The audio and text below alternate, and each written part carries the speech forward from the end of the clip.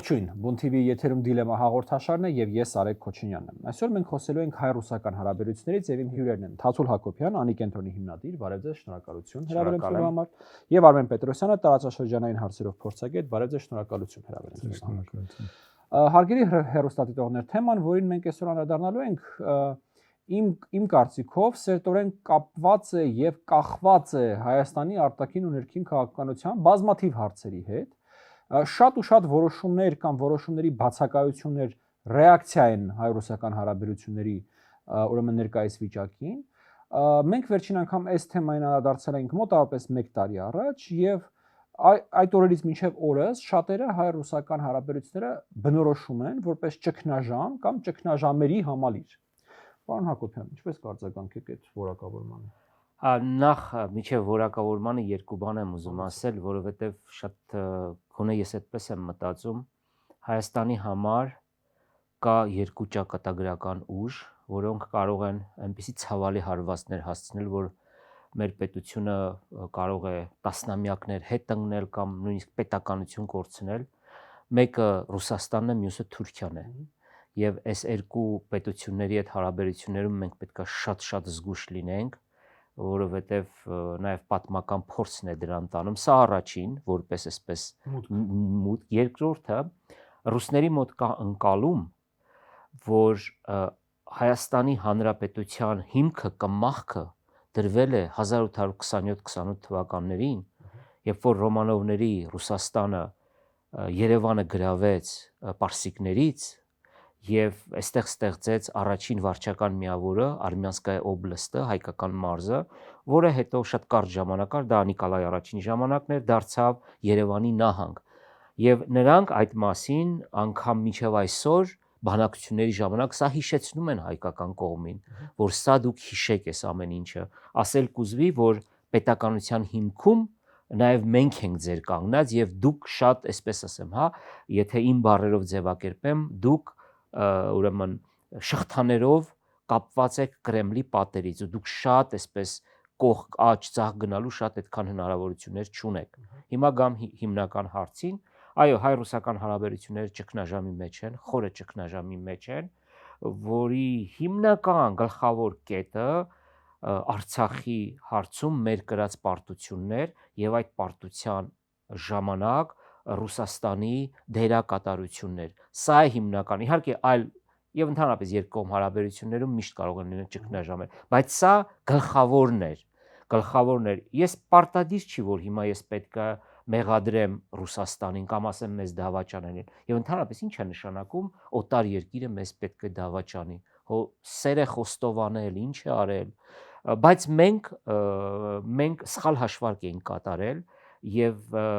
մենք մտածում ենք, որ միշտ ռուսները ադրբեջանցիներին, թուրքերին կկանգնեցնեն, բայց մի օր եկավ, որ չկանգնեցրեցին եւ եղավ այս աղետը։ Մնացած ամեն ինչ այս աղետի,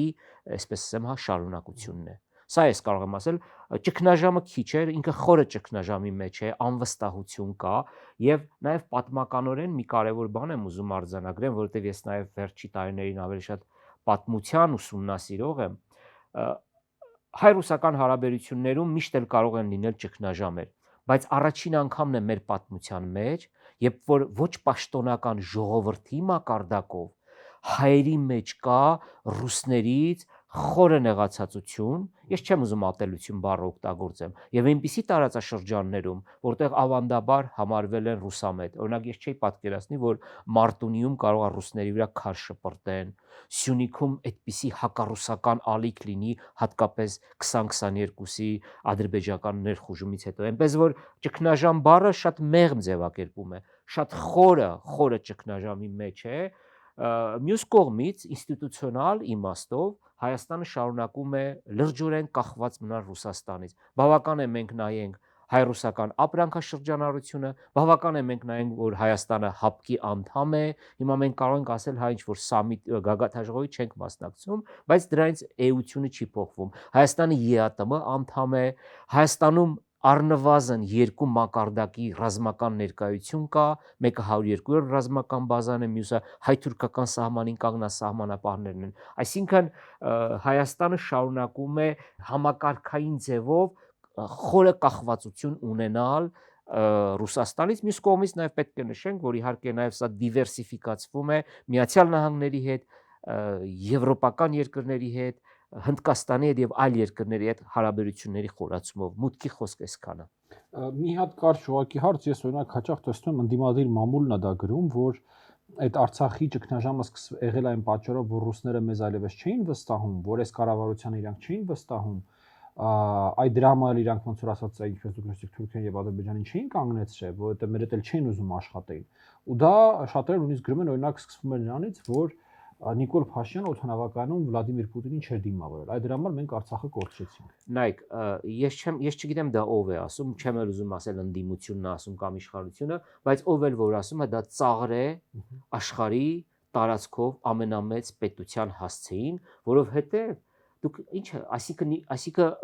Վլադիմիր Պուտինն ու ռուսական կայսրությունը, ռուսական պետությունն, այսպես ասենք, հա, դաշնությունը պայմանավորում է Հայաստանի ղեկավարող, սա ես կարծում եմ ծաղր է։ Ուրիշ բան, որ այդ դետալները կարող են ավելի սրել հարաբերությունները, բայց խորքում իհարկե դա չի։ Խորքում այն է, որ Ռուսաստանը չի պաշտպանել մեզ, բայց ես կրկնում եմ դրանում ես իրեն չեմ մեղադրում։ Մենք ենք սխալ հաշվարկ կատարել։ Մենք ենք մեր ձվերը դրել նույն զամբյուղի մեջ եւ ուզում է հիմա այդ իր չստանձնած պարտավորությունների կատարումը ոնց որ գցել մեր վրա, որ դուք էլ մեզ դավաճանել եք, էլի։ Դրա համար այս եղել է այն ինչ որ եղել է։ Պարոն Պետրոսյան։ Շնորհակալ եմ, պարոն Հակոբյանը շատ այսպես հանգամանալից ներկայացրեց։ Այնուամենայնիվ ես էլ համաձայն եմ, որ մեր տարածաշրջանում երկու, գուցե նաև երեք մեծ պետությունների հետ հարաբերվելիս միշտ պետք է զգուշավոր լինել։ Մենք Իրանին էլ հաճախ այսպես անտեսում ենք որոշակիորեն, բայց մի խաղացող է, որը կարողանում է գոնե տարածաշրջանային քաղաքականության վրա ազդել։ Եվ ումից այդ Երևանը գրավել էին։ Այո, եւ այստեղ շատ կարևոր հանգամանք եմ ուզում նշել, պարոն Հակոբյանը ավելի մասնագիտորեն է ուսումնասիրում վերջին շրջանի պատմությունը եւ մենք շատ հաճախ ենք զուգահեռներ տանում պատմության հետ, բայց պետք է հաշվի առնենք, որ նաեւ ժամանակներն են փոխվում, տեխնոլոգիաներն են փոխվում, որոնք ազդում են ուղիղ նաեւ քաղաքականության վրա, պետությունների քաղաքականության, պետությունների քաղաքական հաշվարկների, գործողությունների եւ նաեւ հնարավորությունների վրա։ Այս համատեքստում, այո, Ռուսաստանը, որպեսզի չկրկնեմ նշված խոսքերն արդեն, իր քաղաքականությամբ, իր քայլերով առաջացրել է որոշակի, ուրեմն, բաց մեր տարածաշրջանում, որը ոչ միայն Հայաստանում, այլև նաև ինչ ոչ նաև Ադրբեջանում, եւ որը ըստ էության ներկայում փորձ է արվում լցնել այդ բացը այլ խաղացողներով եւ որն է հետաքրքիր, որ այդ բացը լցնելու համար կա նաեւ որոշակի առումով մրցավազք, ինչու ոչ տարբեր խաղացողների կողմից։ Ընդ որում ես նշեցի Իրանի մասին, նույն Իրանը եւս 2 տարի առաջ 2022 թվականից հետո բավականաչափ ակտիվացել էր մեր տարածաշրջանը եւ փորձում էր Ռուսաստանի թուլացումը աստիճանական եւ հատկապես Արցախից դուրս գալուց հետո իր ռազմական աջակցությունն առաջարկել Հայաստանին, չասած Հնդկաստանի մասին նշվեց, Միացյալ Նահանգների, Եվրոպական միության երկրների, հենց հնարավորություն ունի բնականաբար այդ բացը նաեւ Թուրքիայի կողմից է սկսել լցվել։ Բայց ինչ եմ ուզում ասել, որ այնուամենայնիվ սրանով հանդերձ Ռուսաստանի հետ հարաբերությունները շարունակում են մնալ կարևոր մեզ համար եւ նաեւ հաշվի առնելով այն աղետը, որին առերեսվեցինք եւ այն խնդիրները, որոնք կան եւ շարունակում են մնալ նախկինում վարած ոչ ճիշտ քաղաքականության հիման վրա, դրանց լուծում այնքան էլ մեծ այսպես տարբերակներ չի առաջարկում, հա։ Դա պարզապես այսպես մեզ կանգնեցնում է նոր իրականության առջև, սեփական ուժերով հասկանալ ինչպես կարելի է լուծել այն խնդիրները, որոնց բախվում է եւ բախվելու է պետությունը եւ այդ խնդիրների լուծումը ուրեմն ելի չպայմանավորել ինչպես նախկինում մեկ մեծ խաղացողից կամ անգամ 2-3 մեծ խաղացողից։ Որքան հնարավոր է այդ քաղաքականությունը կոչվում է դիվերսիֆիկացիա եւ որքան հնարավոր է դիվերսիֆիկացնել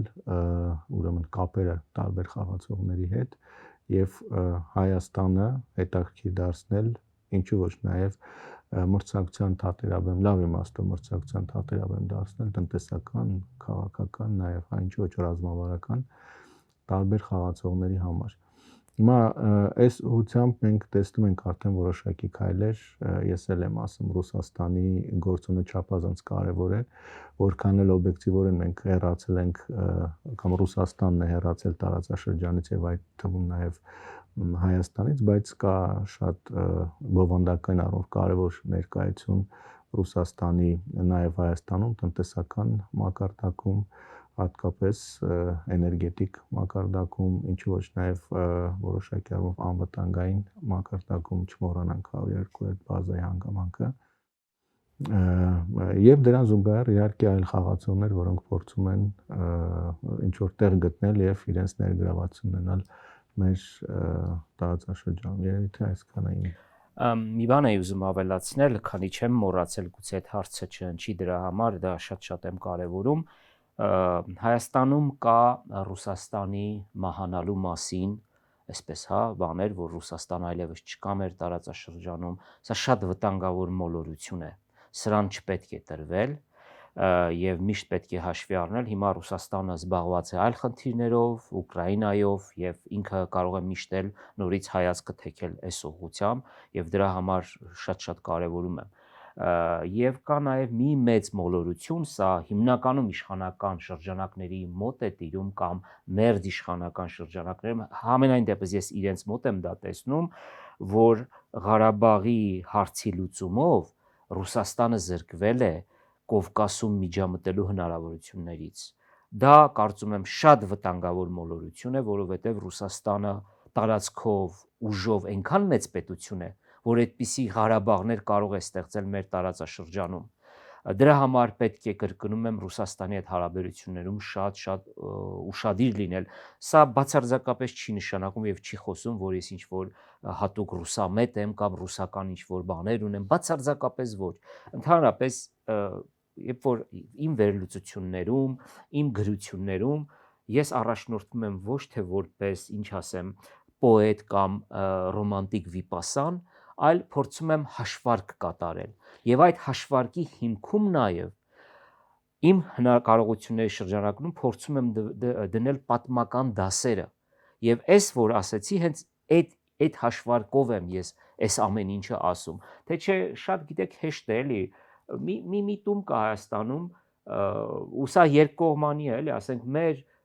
ռուսամետները ռուսներից ռուսասեր են, իսկ մեր ռուսատյացները, չգիտեմ, էլի մի այլ կարգի անուղղելի են եւ այս ամեն ինչի մեջ, գիտեք, կորում է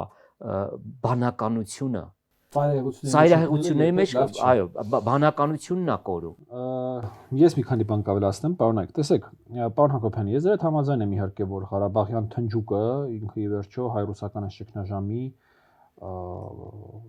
հիմնակարն է, հիմնասյունն է, չգիտեմ, կենտրոնական բաղադրիչն է, բայց ես կարծում եմ, այստեղ կան եւս մի քանի շատ կարևոր շերտեր, որոնք որ միասին են ստեղծում այս ճգնաժամը, որտեղ այս ճգնաժամը ըստ իս բազմաշերտ ճգնաժամ է, ինքը մի հարցով պայմանավորված ճգնաժամ չի։ Մի շատ կարևոր շերտ է, ես կարծում եմ Հայաստանում տեղի ունեցած հեղափոխությունը եւ Ռուսաստանի վերաբերմունքը այդ հեղափոխության նկատմամբ ապացուցելու կարիք չունի այն մեծությունը, որ Ռուսաստանը այսպես գիտեք, բազային առումով խնդիր Ռուսաստանում այս պայծյանը ստեղծված համակարգ ավելի կոնկրետացնենք, հա։ Ինքը բազային առումով խնդիր է տեսնում ժողովրդավարական գործընթացների, հեղափոխությունների,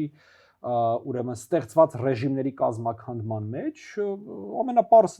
բացատրությունը առնվազն անով, որ իր հասարակությունը տեսնում է, որ այդպես էլ է կարելի։ Ես գիտեք, այնքան լավ եմ հիշում 2018 թվականի հեղափոխությունից հետո Ռուսաստանը եւ օրինակ Ղազախստանի քաղաքներում ցույցեր են լինում, մարդիկ գոռում են «Խաթիմ կակ в Արմենիի», ուզում ենք Հայաստանի պես։ Սա հատկապես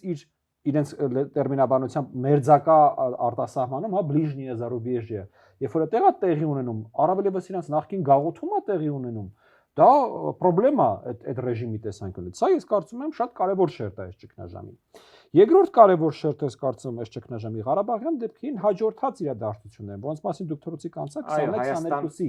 Այո, ներխուժումները Հայաստան։ Որտեղ գիտեք, ես օրինակ հիմա հետահայաց որ նայում եմ Ղարաբաղյան պատերազմից հետո Հայաստանի իշխանությունները մեղմ ասած չէին առանձնանում ինչ որ դիվերսիֆիկացիայի փորձերով կամ Ռուսաստանից հեռանալու փորձերով, հակառակը ես շատ լավ հիշում եմ,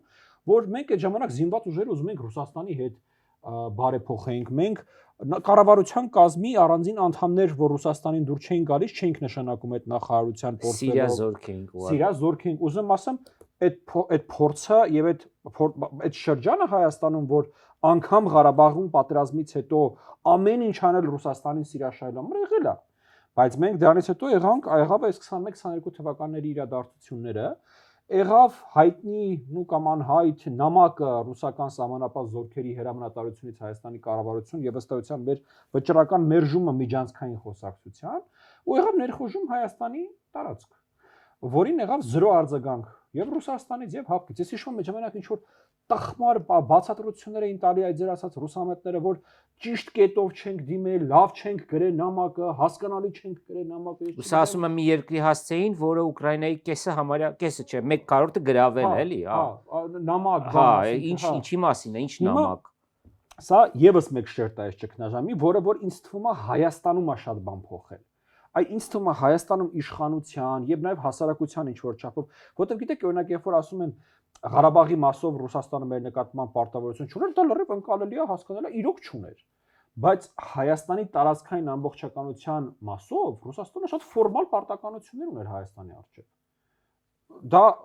վերացական ինչ որ դա շատ կոնկրետ թղթի վրա գրված պարտավորություններ էր եւ ՀԱՊԿ-ով եւ երկկողմով եւ այդ առումով օրինակ համար այդտեղ այո Ռուսաստանը մեզ դավաճանել է, պարոն Հակոբյան։ Չէ,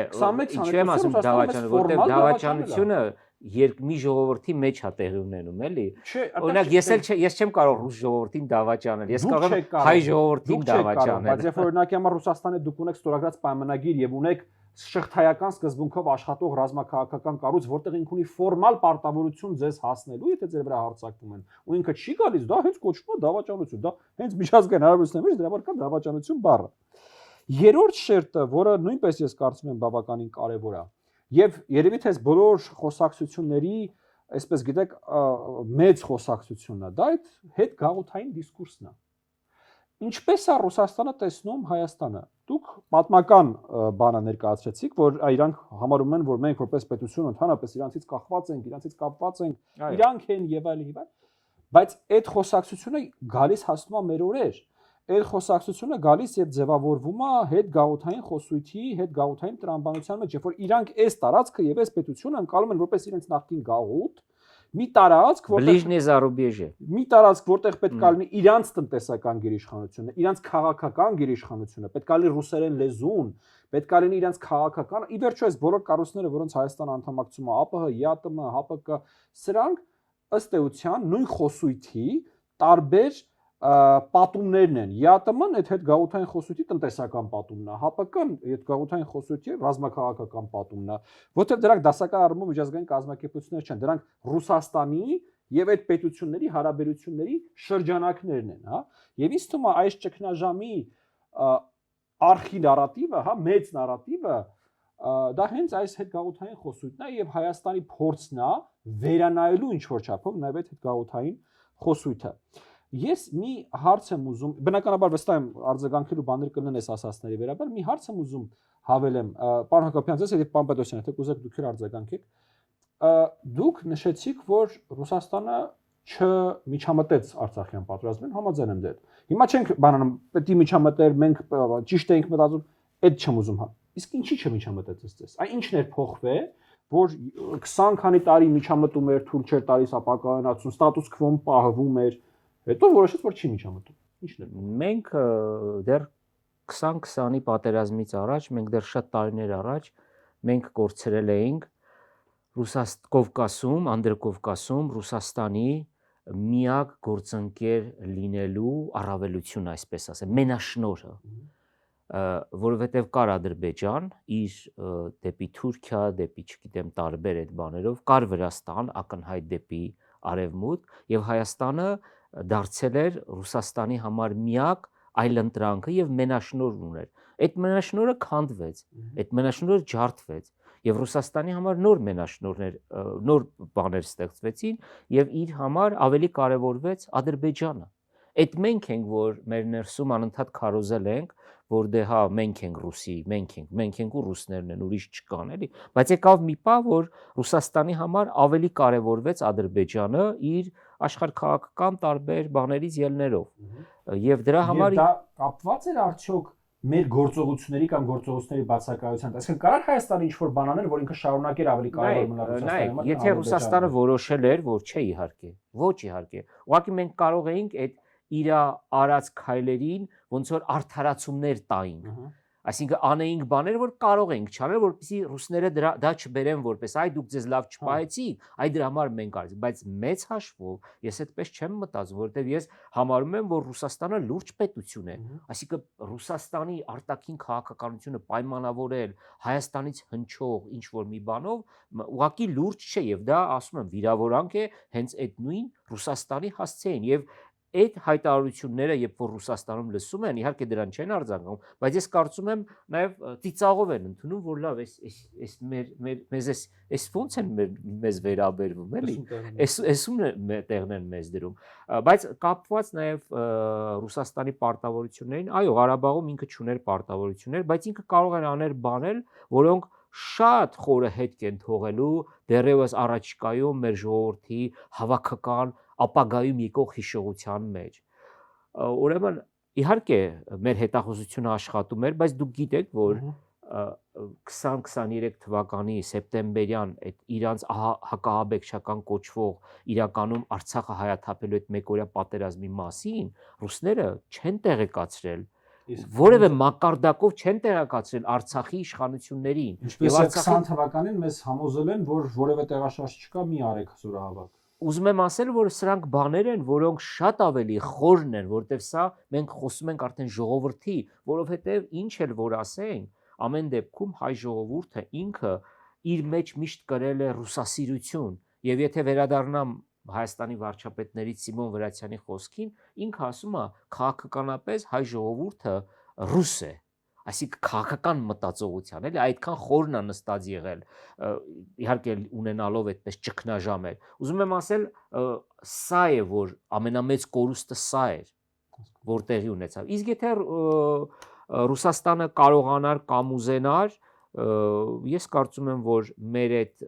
քայլերը այդքան էական չէին։ Ի վերջո Հայաստանը հայտարարել էր, որ այլևս ինչ իմաստ ուներ նաև հայտարարել։ Մենք գիտենք, չէ, որ Հայաստանը այլևս դերակատարություն չունի Ղարաբաղում պարտությունից հետո, բացի այն, որ բյուջեի տողով մենք Արցախի մեր հայրենակիցներին օգնում ենք։ Այս բոլորը գիտենք։ Հիմա պետք է քննարկել ոչ թե մենք ինչ ենք արել, որ ռուսները չեն պաշտպանել, այլ ինչու ռուսները Ղարաբաղից հեռացան, պայմանավորվել էին թուրքերի ու ադրբեջանցիների հետ, այնքան թուլացել էին, որ չկարողացան, մենք ենք այնքան անկարևոր, որ մեզ հաշվի տեղ չդրեցին, կամ այս 2-3-ը միասին, այս սա պետք է դնել քննարկման, այլ ոչ թե նման իմ կարծիքով շատ պրիմիտիվ մեկնաբանություններ ու բացատրություններ։ Տեսեք, ես մի քանի շերտ բացեմ, շարունակելով ձեզ, պարոն Հակոբյանը բավականաչափ ինձ օգնեց։ Մենք շատ հաճախ վերցնում ենք եւ դիտարկում ենք միայն երկու մակարդակում Հայաստան-Ռուսաստան հարաբերությունները եւ ես եղած ճգնաժամն ու խնդիրները, բայց այստեղ չպետք է բաց թողնել այլ կարևոր դերակատարների եւս եւ դրանց քաղաքականությունը, որը եւս ազդեց այս ամեն տեղի ունեցածի վրա։ Ամենակարևորը ես այստեղ կարծում որ չի կարելի որևէ կերպ խաղից դուրս թողնել մի կողմից Թուրքիայի քաղաքականությունը, մյուսը իհարկե Թուրքիա-Ադրբեջան դաշինքի շատ հաշվարկված, գրագետ հաշվարկված քայլերն ու գործողությունները։ Հարցը հետևյալն է, կցանկանա Ռուսաստանը, որ այսպես լիներ, որ Հայաստանում նման վերաբերմունք ձևավորվեր կամ Հայաստանը այս կարգի հեռանալ կամ Ռուսաստանը ինքը հեռանալ Հայաստանից, կցանկանար որպեսզի հայ հասարակության շրջանում նման վերաբերմունք առաջանար, կցանկանար հեռանալ Արցախից, կցանկանար որպեսզի իր ազդեցությունը թույլաներ նաև Ադրբեջանում։ Իհարկե չէր ցանկանա, այստեղ ամբողջ հարցը հնարավորությունները, կարողություններն ու ռեսուրսներն են, որ Ռուսաստանը չուներ։ Եվ սկսած հատկապես 2008 թվականից Վրաստանի այդ կոնֆլիկտից երբ որ Վրաստան-Ռուսաստան հարաբերություններում առաջացած արդեն ճգնաժամից հետո Թուրքիան ավելի ակտիվ ներգրավեց տարածաշրջան, այդ ժամանակից սկսած Ադրբեջանի գրագետ խաղի արդյունքում հետո Թուրքիա-Ադրբեջան համատեղ քայլերի 2020 թվականը ճիշտ ժամանակահատված աշխարհաքաղաքական առումով, նաև տարածաշրջանային առումով ընտրության, հետո 2022 թվականին տեղնացած գործողություններն ու գործընթացը դրանց արդյունքում էս ամեն ինչը արձանագրվեց։ Այսինքն շատ լավ հաշվարկել են եւ Թուրքիան եւ Ադրբեջանը ինչպես ինչ կարող են անել եւ որ քայլ անելիս ինչպեսի հետևանք եւ արդյունքներ կունենան։ Այսինքն սա հիմնական մեկնակետն է։ Դուք նշեցիք դավաճանություն, ոչ դավաճանություն, ես էլ ասեմ ինչու ոչ դավաճանություն, որովհետեւ տեսեք 2022 թվականին ուրեմն ուկրաինական պատերազմի մեկնարկից 2 օր առաջ իրենք դաշնակցային հարաբերությունների մասին փաստաթուղթ ստորագրեցին Ադրբեջան։ Գիտեք ինչի համար, որ հետո երբ որ Հայաստանի համար ինչ որ խնդիր ստեղծվեր, ինչի եւ տեղ ունեցավ, երբ որ Ռուսաստանին մեղադրներին դաշնակցին չօգնելու կամ դավաճանելու մեջ, ինքն էլ ասել, բայց մյուս կողմը մերմից դաշնակիցն է, չէ՞։ Հիմա սրա հակակայլը որը պետք է լիներ Հայաստանի համար իր կարգավիճակն ու նշանակությունը ավելի մեծացնել Ռուսաստանի համար։ Իսկ դրա պատասխանը մեկն էր, մենք պարոն Հակոբյանի հետ եւս մեկ առիթ ունեցնենք քննարկելու, որովհետեւ Հայաստանը մտներ միութենական պետության մեջ։ Այդ ժամանակ Ռուսաստանը կարողանար հիմնավորել ինչու է ավելի պրո-հայաստանյան դիրքորոշում։ Պարոն Պետրոսյան, դերեք հազար անգամ այստեղ ուզում ուղղակի մեկ այլ օրինակ բերել։ Երբ որ Միացյալ Նահանգների երկու դաշնակիցներ, Հունաստանը եւ Թուրքիան, մտնում էին կոնֆլիկտային արդեն դրա բանին, հա, իրավիճակի եւ թուրքական ինքնաթիռները սկսել էին մուտք գործել հունական օդային տարածք, ինչ արեցին։ Երկուսն էլ հավասարապես Միացյալ Նահանգների դաշնակիցներն են։ Այսինքն այնտեղ նույն Facebook դուք նշեցիք, հաստատ երկու ռաշտուագծին նույն կարգավիճակը, երկուսն նույն կարգավիճակ ունեն։ Բայց Միացյալ Նահանգները դիտարկեց, որ հարձակվող կողմը որն է, պաշտպանվող կողմը որն է, եւ պաշտպանվող կողմի մեջ ուղղակի այնքան ներարկեց պաշտպանական կարողություններ, հոբ, ինքնաթիռներ, ուրեմն զրահապատ մեքենաներ եւ այլն, որ թուրքական կողմի համար հետագա գործողությունները դարձան անիմաստ։ Այսինքն հավասար դաշնակիցների դաշնակցային պարտավորությունների պարագան որևէ կերպ մյուս կողմին չի ազատում իր դաշնակցային պարտավորությունները իրականացնելուց։ Եթե հարձակում կա, այդ հարձակվող դաշնակցին պաշտպանում են։ Տեսեք, դուք շատ ճիշտ եք ասում, բայց չմոռանաք, ես նշեցի ժամանակահատվածը, այդ ժամանակ Ռուսաստանը ինքը իր խնդիրներն ուներ եւ անգամ այդ դաշնակցային հարաբերությունները հավասարակշռելը, երկու դաշնակիցների միջև իրավիճակը զսպելը, տարածաշրջանը իր մի քանի տարածաշրջաններ իր վերահսկողության տակ պահելը, այդ Ռուսաստանի համար դրա համար նշում, այդ եղած ռեսուրսներից եւ հնարավորություններից վեր էր եւ Ադրբեջանի հետ այդ փաստաթուղթը, որի մասին ես նշեցի, դա այնպես չի որ Ռուսաստանում միամիտ մարտիկ է նստած, այնտեղ բնականաբար ռազմավարական էլի առումով որոշումներ կայացնողներ, պլաններ գծողներ շատ լավ հասկանում են, որ իրենց համար ճգնաժամի առաջացման դեպքում առաջին պտուղները, հետևանքները լինել են Հարավային Կովկասում, Արցախի հիմնախնդրի, Հայաստան-Ադրբեջան հարաբերությունների դիրքերով չեն սխալվում։ Այսինքն դրա համար իրենք իրենց պլանները գծել էին եւ իրենց համար չափազանց կարեւոր էր Ադրբեջանին որպես հակառակորդ ունենալու տարածաշրջանում եւ Թուրքիային գոնե պահելու չեզոքության մեջ։ Իսկ օրինակ այսօրվա օրով կարծում եք, որ էլի չեն սխալվել։ Հիմա որ օրինակ նայում եք Ադրբեջանի քաղաքականությունը, Թուրքիայի քաղաքականությունը, այն իրանց հաշվարկը, ռուսների հաշվարկը, որ այ Ադրբեջանի հետ մենք ոնց որ ասած Ադրբեջանի փոչը պետք է բռնենք, Ադրբեջանի պետք է աշխատենք։ Սխալվում Ադրբեջանի քաղաքականությունը ինչով, այսինքն տեսեք, Ադրբեջանը կարողացավ այդ մի քանի ամիսը, սկսած դեկտեմբերից մինչև հոկտեմբերն էր, չէ՞, Դուշանբեում հանդիպումը։ Ինքը այնքան էր, Ռուսաստանն այնքան էր թուլացել եւ Ադրբեջանն այնքան էր, դե հենց դա է, որ չկարողացավ անգամ այդ պարագայում չկարողացավ պահպանել, բայց այստեղ Հայաստանը որևէ կապ չունի։ Չէ, Հայաստանը կապ չունի, հենց այո, որևէ չէ, դա հենց դա է, այսինքն 2-3 տարիների ընթացքում Ռուսաստանը անընդհատ թուլացել է։ Չթողնենք Հարավային Կովկասը, գնանք Կենտրոնական Ասիա, գնանք Մերձավոր Սիրիայից դուրս չեկավ Ռուսաստանը։ Լավ, դեռևս այնտեղ, բայց հնարավորությունները նայենք ինչքան է կրճատված։ Կենտրոնական Ասիայում ինչ է կատարվում։ Այդ ամեն ինչը, այսինքն հետևանք է կամ արդյունք է նրա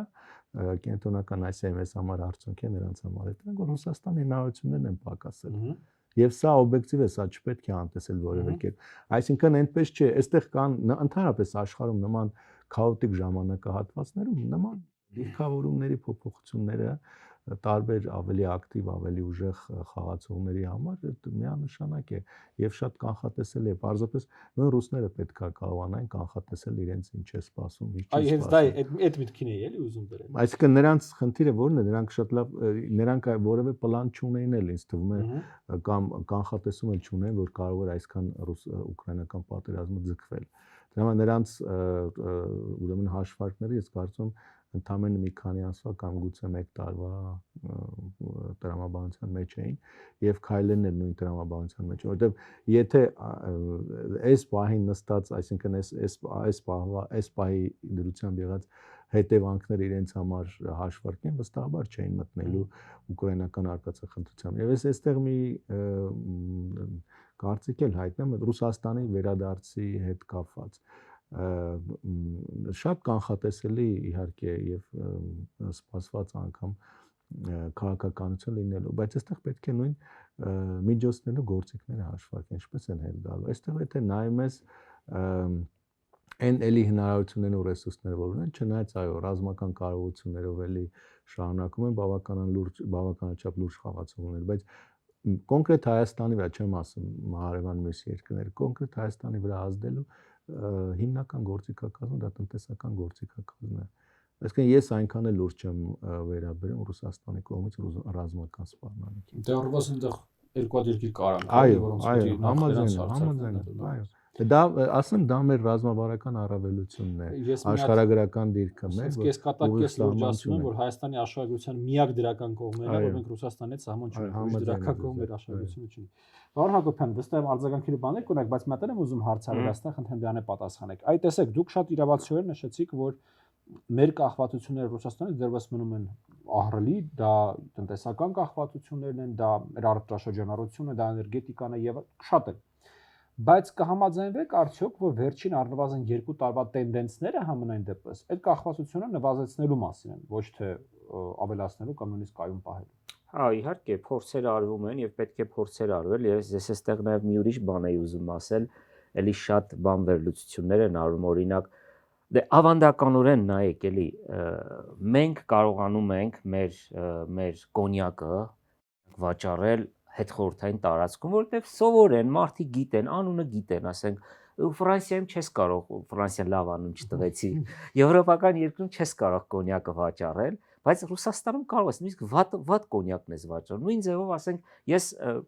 ընկեր ունեմ մոտ մարդ, որ ասենք շոկոլադ է արտահանում Ռուսաստան, ու ինքը գիտի, որ ինքը չի կարող ուրիշ տեղ շոկոլադ արտահանել եւ մեղադրանքներ են հնչում, որ մեր գործարան, բա դուք ինչու չեք թեքվում դեպի բան։ Դա մի օրվա բան չի եւ շատ երկար ժամանակ է պետք, ասում են դե ձեր արտադրանքը լավացրեք, որ Ռուսաստանի փոխարեն գնաք, շատ բարդ է լինելու եւ ինչի եմ նաեւ շատ կարեւորում, որովհետեւ եթե Ռուսաստանը էլի ես էլ հեռու եմ նրանից, որ 1920 թվականի դեպքերը կլինեն, երբ որ ռուսներն ու թուրքերը էլի կպայմանավորվեն, թեև երբ որ համեմատությունները ես միշտ անում եմ այսօրվա այդ բանի միջև, միակ բանը որ տեղի չի ունեցել հենց դա է, որ Հայաստանը դեռևս անկախ է, ու շատ լավ է որ անկախ է եւ հուսանք որ անկախ կլինի։ Ուզում եմ ասել, որ հեշտ չի էլի այդպես մի օրից մյուս օրը դու քո ամբողջ այդ շուկան բանան ես, փոխես դեպի բանու։ Եվ մենք Ռուսաստանը շարունակելու է մնալ։ Մեր ծիրանը, մեր գյուղատնտեսությունը, եւ կներեք 1000 անգամ դեռ նպատակը ինձ թվա չկա ամբողջությամբ փոխել։ Այսինքն դա պետք է շուտով Ռուսաստանի վրա։ Մենք մեր ծիրանը վաճառելու ենք ռուսական շուկայում, մեր ունեցած չունեցած վաճառելու։ Ես այդքան գազից վտանգ չեմ տեսնում, որովհետեւ ռուսները գազի խողովակը փակեն, կարծում եմ ինչ որտեղից մեկը խողովակ կբացի, էլի դա այդքան վտանգավոր չեմ համարում, բայց որ մեր տնտեսությունը կարող է լուրջ հարվածներ ստանալ, Լարսի ճանապարհի վրա մի հատ շլագբաում դնելով, ռուսները մեզ կտան շատ ցավալի հարվածներ։ Դրա համար եմ կարևորում, որ եւ միշտ կրկնում եմ, երբ որ Մարիա Զախարովան եւ նրա նման մարդիկ անդադար թույնի չափականակ են բաց թողում մեր ուղղությամբ, ես չեմ կարծում, որ մեր կողմից պետք է անպայման նույն պատասխանը լինի։ Ես կարծում եմ, որ մեր կողմից պետք է լինի կառուցողականություն, անդադար կառուցողականություն, որպեսզի առիթ չտանք ռուսներին հերթական անգամ իրենց չարածը կամ մեր վրա բարթելու, սա է իմ ասածը։ Իդեպ այդ դիվերսիֆիկացիայի մասին խոսակցությունները երբ որ գնում են, ես որպես կանոն մի միտք եմ արտահայտում, ասում եմ իրական դիվերսիֆիկացիան Հայաստանի արտաքին տնտեսական կապերից սկսվելու է հայ-թուրքական սահմանի Միանշանակ եւ իրական եվրոպական ինտեգրացիան Հայաստանի համար սկսվելու է հայ-թուրքական սահմանի ես դրան ավելի կներեք ցինիկ ձևակերպում եմ տալիս։ Ես ասում եմ Հայաստանի անկախության ճանապարհը անցնում է Թուրքիայով եւ ես այսօր չեմ դա ասել, ես միշտ եմ դա կրկնել։ Այս պարագայում ակնհայտ չի, որ Ռուսաստանը պերմանենտ դեմա լինելու եւ աշխատելու է այն ուղղությամբ, որպեսզի հայ-թուրքական սահմանը չբացվի։ Որտեղ հիմա Հայաստանում մարդիկ ասում են, ով ասել, որ ռուսները հայ-թուրքական սահմանի բացմանը դեմ են։ Շատ էլ կողմ են։ Դե դա նաև կախված է, էլի մենք մոռանում ենք միշտ երկկողմ բանում ենք նաև ռուս-թուրքական հարաբերությունների բանում պետք է նաև դա դիտարկենք, էլի։ Բայց ինչքան է դա դիտարկենք ռուս-թուրքական հարաբերությունների բանում, եթե դա Հայաստանի ճանապարհն է դեպի եվրոպական ինտեգրացիա, եթե դա Հայաստանի ճանապարհն է այդ տնտեսական դիվերսիֆիկացիա, անկախ ռուս-թուրքական հարաբերությունների կոնյունկտուրայից, Ռուսաստանը պերմանենտ դեմ չի լինելու հայ-թուրքական սահմանի բացմանը։ Դեմ կարող է լինել, բայց դա անպայման չի նշանակում, որ կկարողանա ամեն ինչ անել, որպեսզի բացվի։ Եվ այստեղ եմ ասում, որ շատ կարևոր է եւ մեկ անկեղծ ասած զարմանում եմ, թե ինչի են թուրքերը այսքան пассив։ Ես չգիտեմ, որովհետեւ ենթադրում եմ, որ ռուսների հետ էլ կա լուրջ խոսակցություն այս թեմայով, որովհետեւ եկեք մենք մեզ շատ չարժևոր ենք, էլի։ Թուրքիայի արտաքին քաղաքականության մեջ Հայաստանը 10-րդական դեր է։ Նույնիսկ ավելի հետ։ Հա, նույնիսկ ավելի հետ։ Եվ այդ իմաստով ռուսները կարող են այո խոչընդոտներ լինել, բայց սա հիմա լավագույն ժամանակահատվածն է Թուրքիայի կողմից սահմանը բացելու։ Եվ եթե մենք այս շանսը բաց թողնենք, ցավոք Թուրքիայի կողմից ես լսում եմ հայտարարություններ, վերջինը պարոն Ֆիդանի արտգործնախարարի հայտարարություններ, որը ըստ էության ասում է, որ մոռացեք, որ առաջիկա 1 տարում սահմանը բացվելու։ Մինչև Ադրբեջանը չհամաձայնի, չի բացվի։ Պարոն Պետրոսյան, այս խոսակցությունը երբ որ հնչում է, երբ որ ասում ենք, որ այ Թուրքիա ճանապարհը պետքա բացվի, որպեսզի մեմո դիվերսիֆիկացիա լինի, որ պետքա մենք Եվրոպա գնանք Թուրքիայով եւ այլն, ասում են դուք բան եք, դուք ուզում եք թուրքերով ռուսներին փոխեք, դուք թուրքահապատակ եք, դուք Թուրքիան է ձեր ապագան եւ այլն եւ այլն։ Ինչքանով այդ խոսակցությունը հասուն, ասես ձևակերպեմ հարցս, էլի։ Բնականաբար այդքան էլ հասուն չէ։ Ես որպեսզի խոսքս չմոռանամ, երկու անդրադարձ անեմ, հետո ձեր հարցին պատասխանեմ։ Տեսեք, պարոն Հակոբյանը նշեց քայլերի մասին, որոնք կարող ենք սպասել Ռուսաստան եւ որոնք կարող են իրականում խնդիրներ առաջացնել մեր երկրի համար։ Բայց այստեղ էլ եկեք հարցին այլ ուղղությամբ նայենք։ Արդյոք օրինակ նույն գազը փակելով կամ լարսը փակելով իրենք ավելի են մեծացնում իրենց կարևորությունը կամ հայ հասարակության վերաբերմունքը իրենց նկատմամբ։ Կարծում հակառակը։ Իրենք չունեն բավարար քարոզչական խողովակներ Հայաստանում հայ հասարակության տրամադրությունների վրա ազդելու, առայն որ տեսեք մենք սա անում ենք ոչ թե Հայաստան պետության դեմ, հայ հասարակության դեմ, այլ անում ենք սխալ իշխանության դեմ, որը ձեր երկիրը տանում է կործանման։ Դրանք չունեն։ Այս տարիների ընթացքում նախկինում չեն աշխատել դա ստեղծելու համար, իսկ վերջին տարիներին էլ օբյեկտիվորեն կորցրել են։ Իսկ ցանկացած նման քայլ, որը կարող է ազդել Հայաստանի Հանրապետության շարքային քաղաքացու տնտեսական, սոցիալ-տնտեսական վիճակի վրա, դա միանշանակ ավելի է նվազեցնելու Ռուսաստանի հեղինակությունը։ Ես կարծում եմ դա շատ լավ հասկանում։ Մյուսը նաև Ռուսաստանում մեր սփյուռքի հետ կապված ասում են, այ տեսեք, հեսա սկսել են հայերին նեղել եւ այլն։ Դա էլ միանշանակ ուղիղ կերպով ազդելու է էլի Ռուսաստանի ընկալումների վրա առաջին հերթին Հայաստանում, որովհետեւ այդ սփյուռքն է եւ այդ սփյուռքի հետ կապված որոշ շերտերն են, որ այս կամ այն կերպով փորձեն հանած մի շերտ, մի հատված, որը Ռուսաստանի հետ ուղիղ կապ ունի փորձագիտական դաշտում, քաղաքական, բայց հասարակության մեջ այդ մի շերտն է, որը որոշ չափով փորձում է Ռուսաստանին արդարացնել։ Մնացած հիմնական հատվածը, որ ուղիղ կապ չունի, կախվածություն չունի Ռուսաստանից, արդեն աստիճանաբար իր վերաբերունքը փոխում է։ Հետևաբար ես այստեղ կարծում եմ, որ Ռուսաստանի քայլերն շատ ավելի զգուշավոր կարող են լինել եւ պետք է լինեն, որովհետեւ ավելի իր այդ քայլերով, հակաքայլերով ավելի չհեռացնի Հայաստանը իրենից։ Մյուսը Թուրքիայի հետ կապված, որը էլի շատ կարեւոր է։ Իսկ էլի ինչի մենք չենք նայում իրավիճակին Թուրքիայի կողմից։ Թուրքիան ինքն է շտապում օգտվել այս իրավիճակից, բայց Թուրքիան ինքն էլ իրեն դրել է այն քաղաքական ծուղակում, ի սկզբանե հատկապես 2020-22 թվականներից հետո նման ուղեգից ուրեմն ворթեգրելով Հայաստան Թուրքիա կարգավորման գործընթացում բայց այստեղ էլի ես ուզում եմ Ադրբեջանի շատ գրագետ ու խելացի խաղի մասին նշել որտեղ Ադրբեջանի պահանջով է իրականում որ Թուրքիան այսպես է խաղում այո եւ իսկ ինչու է Թուրքիան այդ պահանջին ենթարկում այստեղ կա արդեն մի շերտ է որտեղ Ադրբեջան-Թուրքիա դաշնակցային հարաբերությունները այն աստիճանի կարևոր են Թուրքիայի համար ոչ միայն երկկողմ մակարդակում այլ ավելի լայն օրինակ նույն թուրքական պետությունների հետ հարաբերությունների մասով որ դրանք պետք է օրինակ լինեն նաև մյուս են երկրների ներսում զարգացումների տրամաբանության մեջ այո այսինքն այդ աստիճանի է կարևոր որ այդ հարաբերությունները որ անգամ այս կարևոր պատմական բարենպաստ իրավիճակում Թուրքիան չի գնում քայլի ուրեմն այդ հնարավորությունին համար օգտագործել Հայաստանի հետ սահմանը բացատրել եթե բացում է այլևս Թուրքիան դառնում է այս տարածաշրջանում ամենամեծ հնարավորություններ ունեցող պետությունը եւ ժամանակի ընթացքում կտեսնենք դա նաեւ թե տնտեսության վրա կազդի թե քաղաքական եւ այլն եւ վերջինն էլ այդ հարցս որ հիմա մենք ուզում ենք թուրքերով փոխարինենք ռուսներին այո մենք ես իմ խոսքն էլ հենց սկզբում այդպես նշեցի որ ինքնուրույն երբ որ դու մեր պետության հնարավորություններով հա փորձում ես լուծել քո խնդիրները քեզ համար այլ տարբերակ չկա այլ հնարավորինս քան այն որ հնարավորինս ավելի շատ երկրների համար դառնաս կարևոր հնարավորինս ավելի շատ շահեր բերես եւ հավասարակշռված շահեր բերես այս տարածաշրջանում որ մի երկրի հետ խնդիրը ինքը քեզ չհասցնի կոնֆլիկտային այնպես իրավիճակի որ անվտանգային ուրեմն մարտահրավերների բախվես եւ վերջին եմ ուզում նշել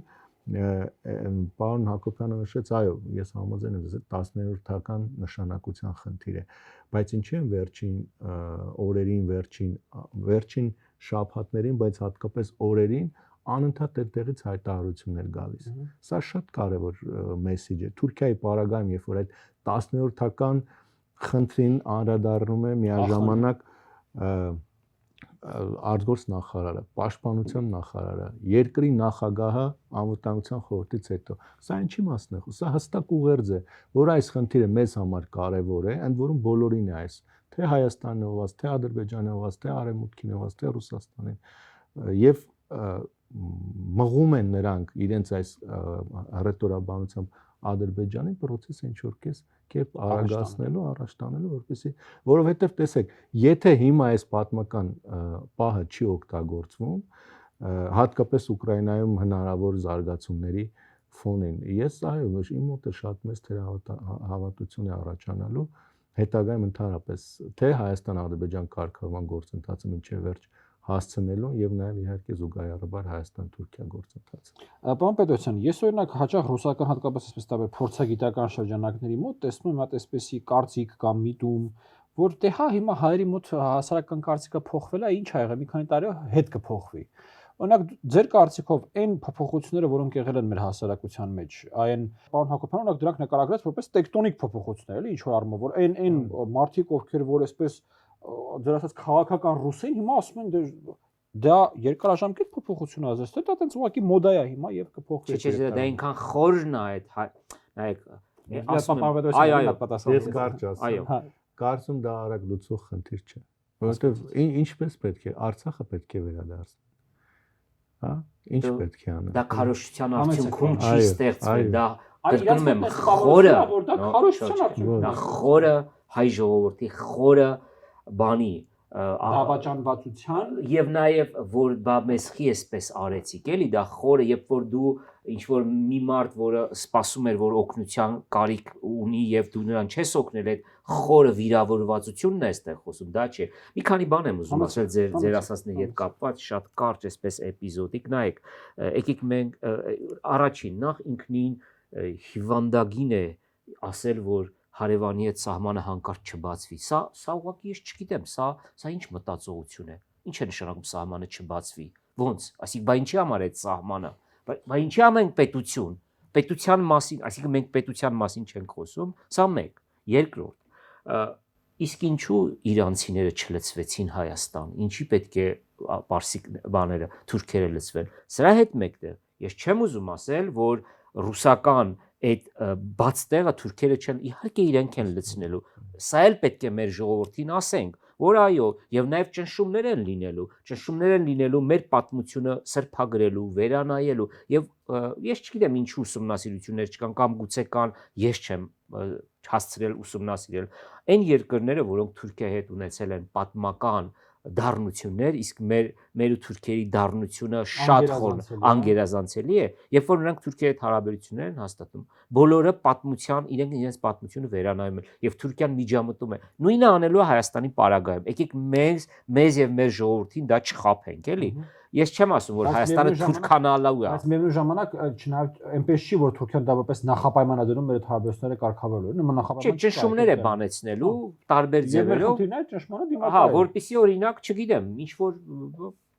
որ էպիզոդ հայ-թուրքական հարաբերությունների, որ այլ ձևով մատուցվի։ Եվ արդեն քո խնդիրն է, դու ոնց կդիմակայես այդ ճնշումներին։ Եվ ամենակարևորը, արդեն 100 տարի ուրեմն Ռուսաստան թե Թուրքիայի դիլեման, ես կարծում եմ սա շատ վտանգավոր բան է, դիլեմա է, կամ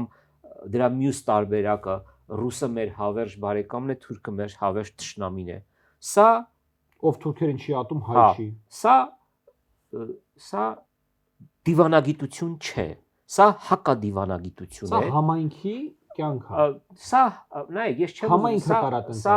էլի ցինիկ կարող եմ ասել։ Պետությունը հայդատ չէ, հասկանում եք։ Պետությունը հայդատ չէ։ Այո։ Պետությունը չի կարա լինի։ Եվ չի կարելի այդ ձևով մոտենալ եւ ասենք մեր անկախության 35-րդ, չգիտեմ արդեն մոռացել եմ, որ հա 34-րդ, 35-րդ տարում մենք էլի այս խոսակցությունն ենք ունենալ, որ հարևանի հետ սահմանը փակ լինի։ Շատ ցավալի է։ Մարդիկ ասում են, հենց բացեն կգան կլցվեն, մեր սախողերը կառնեն, տները կառնեն։ Սրա կողքին մի այլ միտում եմ ես տեսնում, որը իհարկե մի քիչ ավելի մարգինալ է դառնում, որ էլի մեզ փրկելու են ռուսները եւ մեր ապագան Ռուսաստանի կազմն է, որովհետեւ թուրքն ու ադրբեջանցին գալու է մեզ ուտի։ Այս սա էլ է շատ վտանգավոր։ Սա էլ է շատ վտանգավոր։ Պարոն Պետրոսյան, ո՞նց անենք, որ այդ դիլեմայից դուրս գանք, որ ռուսները մեր փրկիչը չլինեն, որովհետեւ ինչքան մեզ փրկում են, տարածքները քչանում են, այլ բան չի մնացել ախր, որ մի անգամ է փրկեն։ Պետք է փրկության կարիք չունենալ, բազապես։ Իսկ այդ փրկության կարիք ինչպես պետք է չունենալ, ճշնամական հարաբերությունները, չկարգավորված հարաբերությունները կարգավորելու եղանակով։ Հենց ես ուզում եմ շարունակել հենց սրան է ուզում անդրադառնալ, տեսեք, անկախ պետության համար, այն էլ մեր պես սահմանափակ ռեսուրսներ ունեցող պետության համար, չափազանց ծանր գին է որևէ երկրի հետ ճշնամական հարաբերություններ ունենալը եւ մենք այդ գինը վճարում ենք 30 տարի եւ Արցախի կորստով վճարեցինք։ Շատ բարդ գին է ուրեմն խաղաղություն ունենալը եւ դրան էլ այս պահին բարձր գին է, այսօր բախվում ենք, չենք կարողանում խաղաղություն ստեղծել այն երկրների հետ, ում հետ կարծես թե հնարավորինս, այսպես ասեմ, կառուցողական լինող զիջումներ բառը չեմ ուզում օգտագործել։ Բերել ենք հարաբերությունները նման հնարավորությունների։ Եվ մյուսը, որը արդեն ապագային միտված, չափազանց մեծ եւ ծանր գործ է լինելու հարևանություն ունենալը, հասկանում եք։ Բայց մի բան պատրաստում, մի բան, այո, այն ժամանակ մենք դիրքավորվել ենք այդ ճշնամական միջավայրում, փակվել ենք եւ այսպես այլ փրկիչի կամ այլ մեկ փրկչի կամ մի քանի փրկիչներ ընտրելու եղանակով փորձում ենք մեր խնդիրները լուծել։ Հիմա չկա։ Հիմա մեր բոլոր խնդիրների լուծման բանալին մեր ձեռքն է, նշեցի թե ինչպես պետք է դրան գնալ։ Իսկ Ռուսաստանի պարագայում էլի ամփոփելով խոսքս նշեմ, Ռուսաստանը կարևոր խաղացող է, նա պետք է լինի այս տարածաշրջանում եւ Ռուսաստանը մեզ համար լինելու է դիվերսիֆիկացիայի շատ կարևոր ուղղություններից մեկը, որով մենք փորձել ենք դիցուկ նաեւ սահմանափակել այստեղ կամ կառավարել Թուրքիայից հնարավոր նաեւ տնտեսական առումով հավակնությունները, ինչու ոչ նաեւ Ադրբեջանից։ Արձանագրենք, բայց միևնույն ժամանակ, որ Հայաստանում այս քաղաքական մտքին կամ այս քաղաքական դպրոցին զուգահեռ ձևավորվել է այսօր մեկ այլ քաղաքական միտք կամ էլ կա քաղաքական դպրոց, որը շատ ակտիվ է հատկապես քաղաքացիական հասարակության ինստիտուտների շրջանակում, որ չէ, մեզ փրկիչ պետք է, այդ երրորդ ուժ մեզ պետք է, մենք ուղղակի տեխնացությունն էինք սխալ որոշել։ Այ փրկիչը արդեն ոչ թե ռուսներն են, այլ օրինակ ամերիկացիներն են, կամ եվրոպացիներն են, առավել էկզոտիկ տարբերակներ նշողներ կան, Իրանն է փրկիչը, Հնդկաստանն է փրկիչը, այսինքն այդ պետք է կարծրակենք, որ կարող ձևավորվել է այլևս Հայաստանում նաև այդ ուրեմն հոսանքը, այսպես ասենք, որ չէ փրկիչը պետք է, մենք տեխնացիային էինք սխալ ընտրել։ Մեր ժողովրդի ճակատագիրը, մեր անկախ հանրապետության ճակատագիրը բարդագույններից, որտեղ մենք ապրում ենք բարդագույն տարածաշրջանում։ Հեշտ չէ, լավ, Ռուսաստանին թողնում ենք, բայց տարածաշրջանին ինքը հարևան է, եւս երկու հարևան կայսրություններ մենք ունենք։ Հələ գնացեք եւ մեքսիկացուն եւ կանադացուն հարցրեք, ասեք հեշտ է Միացյալ Նահանգների հարևան լինել։ Իհարկե ոչ։ Գնացեք, ասենք նույն կենտրոնական Ասիա երկրներին, նրանք ինչ են ձգտում, այնպես չէ որ Էրդողանի համար կամ Թուրքիայի համար, ասենք, ուշքները գնում է կոպիտ ասած, ոչ։ Նրանց պետքա պարզապես Չինաստանի այդ ահռելի ազդեցությունը ինչ որ կերպ կառավարել։ Ռուսաստանի հետ նրանք շարունակում են այդ կարևոր հարաբերությունները էլի հավասարակշռված պահելու, Չինաստանից էլի եկած այդ ուրեմն տարբեր ալիքները կառավարելու համար։ Սա է ցավոք սրտի կայսրությունների հարևան լինելը, սա է, բայց այնպես չէ որ պետք է փրկիչի միջոցով միայն դա, որովհետև դա անընդհատ ապահովելու է թշնամական միջավայր, հակամարտության միջավայր եւ դու էլ դառնալու ես ընդհանրապես քաղաքական առևտրի առարկա, ինչպես եղանք մենք։ Պարոն Հակոբյան, դուք էլ չեք հավատում, որ մեզ փրկելու են։ Գիտեք, տպավորություն է, որ դե լավ է, էլի մի հատ փրկիչ ես ունենում ու ինքը միշտ քեզ փրկում է։ Ուղղակի դրա գինն է շատ բարձր լինում, երբ որ փրկողը որոշում է, որ մի անգամ քեզ չփրկի, ու այդ մի անգամ այնպեսի մեծ ցավալի գին ես վճարում։ Դրա համար պետք է ուրեմն քո ուժերը ճիշտ ես գնահատում։ Ես կարծում եմ, որ մենք 1000 հատ սխալ ենք արել, 1000 հատ կամ 2000 հատ, բայց երկու կարևորագույն սխալ ենք թույլ տվել մեր պատմության ընթացքում։ Առաջին, ճիշտ չենք հաշվարկել մեր ուժերը, երկրորդ, ճիշտ չենք հաշվարկել մեր հարևանների ուժերը, եւ սրա վրա կառուցել ենք քաղաքականություն եւ ունեցել ենք այս աղետը։ Դրա համար պետք է ոչ թե մեծ քեռիներ փնտրել արևելքում, արևմուտքում, հյուսիս-հարավում, այլ դու պետք է չափավորես քո հավակնությունները, երբ որ ես սա ասում եմ, ինձ ասում են գոնե մի քիչ երազելու տեղ թողել, չէ, երազելու տեղ թողնում եմ, բայց դու պետքա քո չափն իմանաս եւ զարմանալիորեն հայերս անհատապես ես իմ ընտանիքը չափազանց պրակտիկ են, անհատական հաշվարկված են, կարողանում ենք ճիշտ մեր ընտանեկան բյուջեն կազմել, հարևանների որի հետ հանկարծ բան չանենք, որ բայց հենց հարցը դառնում է այս որ հարցը պետությանը այնպիսի մենք շռայլություն ենք թույլ տալիս եւ այս խեղճուկրակ Հայաստանի վրա այնպիսի բեռ ենք դնում, որ այս երկիրը չի կարող դիմանալ, ով որ կարսը չի ուզում դավաճանալ։ Սա է եւ պետք է այս ուղղությամբ իրավամբ քայլեր կատարել եւ բայց սա թող չհնչի էլի որպես ինքնանվաստացման կամ երազանք չունենալու, չէ, դա չեմ ասում։ Ուղղակի ասում եմ, մեր չափերը ճանաչենք եւ ճիշտ գնահատենք մեր հարևանների հնարավորությունները, որ ամեն անգամ քեռիներ չփնտրենք եւ այդ քեռիներն էլ ասենք մեզ դավաճանեցին։ Սա է։ Չափերը ճանաչելու մեջ երևի թե նույնիսկ շատ հեռու գնալ պետք չի, պետք է մի հատ ուղղակի վերցնել երկիրներին նորից ընթերցել, էլի։ Որտեվ գիտեք, ուղղակի մեկ ապշեցնող է այն գործող անձանց իրադարձությունների կրկնությունները, որոնք որ կա երկիրնայի եւ մեր այդ վերջին 4-5 տարվա մեջ տեղի ունեցող իրադարձությունների մեջ։ Մենակ անուններն են տարբեր։ Անկամ գործող անձիկ ոնց որ շատ հաճախ նույններն են։ Ընդհանրապես դե համեմատությունները մենք պատահական չենք անցկացնում 1920-ի եւ այս օրերի միջև, որտեղ իրավամ զարմացնող են, նույնիսկ ապշեցնող են այդ նմանությունները։ Պարոն, շնորհակալ եմ հրավեր ընդունելու եւ քննարկմանը մասնակցելու համար։ Հարգելի հեռուստատողներ, մենք երևի թե միակ տրամաբանական եզրահանգման եկանք այս հաղորդման ընթացքում, մեկ այսպես մի փոքր շեղվելով հայ-ռուսական հարաբերությունների օրակարգից, որ Հայաստանի առջև կա միայն մեկ խնդիր, դա բալանսավորման խնդիրն է։ Բալանսավորում ոչ միայն արտաքին քաղաքական գործընկերների տրամաբանության մեջ, այլ ընդհանրապես բալանսավորում, ծայրահեղություններից հնարավորինս հեռու մնալը։ Գիտեք, ինչպես պարոն Հակոբյան նշեցա, որ կամ ինչ որ sense ռուսներից ավելի ռուս ես կամ, չգիտեմ, sense Ռուսաստանի պետքա պատերազմ հայտարարել մոտավորապես տրամաբանության մեջ ես։ Եվ առաջինն է սխալ եւ երկրորդն է սխալ։ Այո, մենք չունենք այն շռայլությունը, որպեսզի լինենք ծայրահեղական։ Մենք չունենք այն շռայլությունը, որպեսզի չունենք պրակտիկ հնարավորինս։ Եվ այո, դիվերսիֆիկացիան ինքը ոչ միայն արտաքին քաղաքական գործընկերների դիվերսիֆիկացիա այդ հարցին է վերաբերում, այլ նաև քո համար հնարավորինս այլընտրանքներ ստեղծելուն, որոշումներ կայացնելու համար հնարավորություններ ստեղծելուն, եւ եթե դա ենթադրում է ինչ որ չափով վերաարժևորում հայ-ռուսական հարաբերություններին, այո, դա պետք է տեղի ունենա։ Ի վերջո, ճգնաժամ բառը հունարեն կրիզիս, հա, ինքը նշանակում է նաև հնարավորություն։